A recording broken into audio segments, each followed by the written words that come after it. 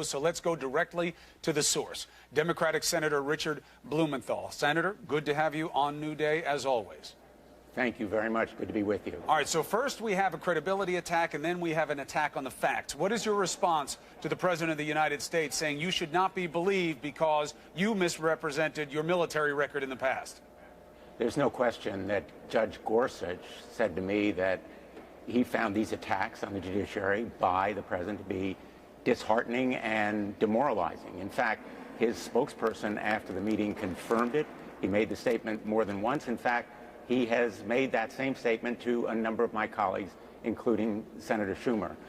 But I think that telling me that he finds these attacks to be demoralizing or disheartening behind closed doors is not enough. He needs to make that statement publicly and condemn this attack on the independence of the judiciary and show the American people that he will be independent.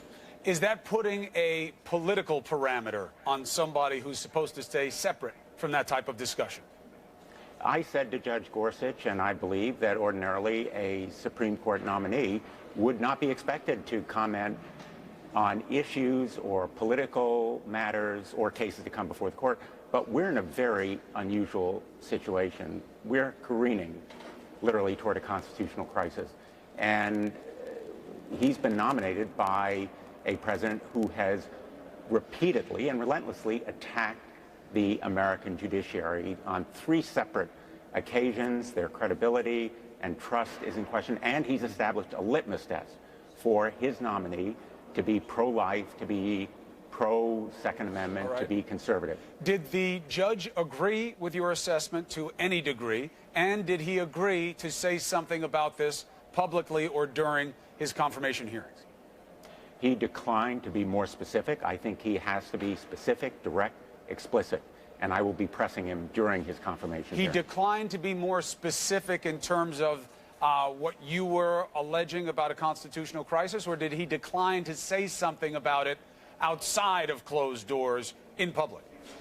My hope is that he will, in fact, on reflection, condemn these attacks on the American judiciary, which are unprecedented for a president to make, and that he will be more explicit because he has to show the American people that he's not only disappointed in President Trump's attacks, but that, in fact, he condemns them because they endanger the independence. And he has to show the American people that he'll be more than a rubber stamp for Donald Trump.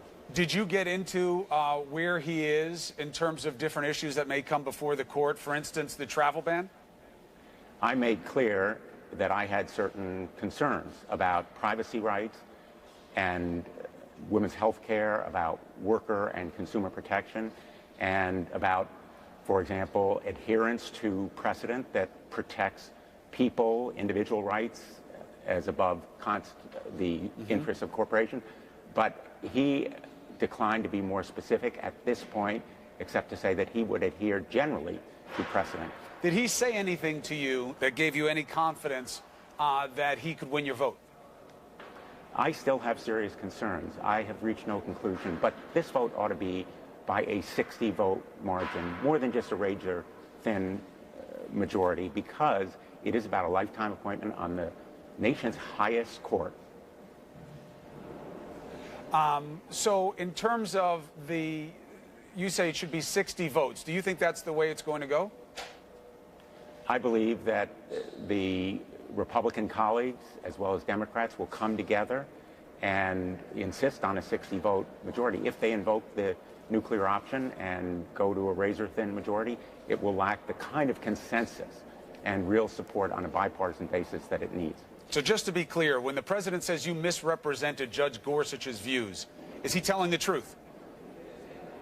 I absolutely accurately stated what Judge Gorsuch said to me, as confirmed by his own spokesman, colleagues who heard the same thing in their private meetings, and I believe Judge Gorsuch, more than just saying it behind closed doors, needs to publicly condemn these attacks. So how do you explain the president saying that you misrepresented him?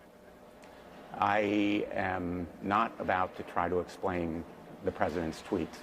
What did you make of the president saying that the reason they didn't give more notice, they weren't more deliberate about the travel ban, was because he was told, he said, they said, we don't know who they is, that if you gave notice, you'd have a flood of bad guys trying to get into the country. Does that square with your reckoning of the current security status of our vetting?